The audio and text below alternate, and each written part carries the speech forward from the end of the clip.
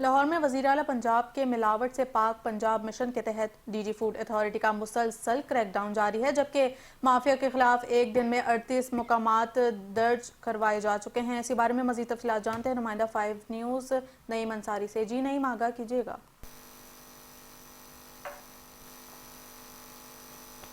ہاں جی بالکل ایسا ہی ہے۔ وزیر اعلیٰ پنجاب مریم نواز شریف کے ملاوٹ سے پاک پنجاب مشن کے تحت ڈی جی فوڈ اتھارٹی کا کریک ڈاؤن جاری ہے۔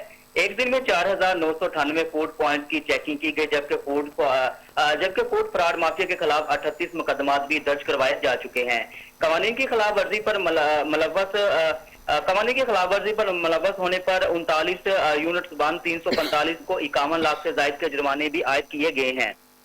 تفصیلات کے مطابق ڈی جی فوڈ اتھارٹی آسم جوید کے حکم پر تمام ضلعی ڈویژن افسران اور فوڈ سیفٹی ٹیمیں جان افزانی کے ساتھ لگاتار کارروائیاں کر رہی ہیں۔ راولپنڈی میں 22 مقدمات درج، لاہور ڈویژن میں 3 مقدمات، فیصل آباد میں 5، ملتان میں 2، ساہیوال 2، مظفر گڑھ میں 3، رحیم یار خان میں 1 مقدمہ درج کروایا گیا ہے، جبکہ مارکیٹ میں سپلائی ہونے والی مختلف اشیاء خورد و نوش کے 168 سیمپلز لیبارٹری ٹیسٹ کے لیے بھجوائے گئے۔ جعلسازی کا مقروض کاروبار کرنے پر مقدمات درج کروائے گئے۔ ڈی جی فوڈ اتھارٹی آسم جوید کے مطابق 12 اصلاحی نوٹس دینے کے باوجود اصلاح نہ ہونے پر بھاری جرمانے عائد کیے گئے۔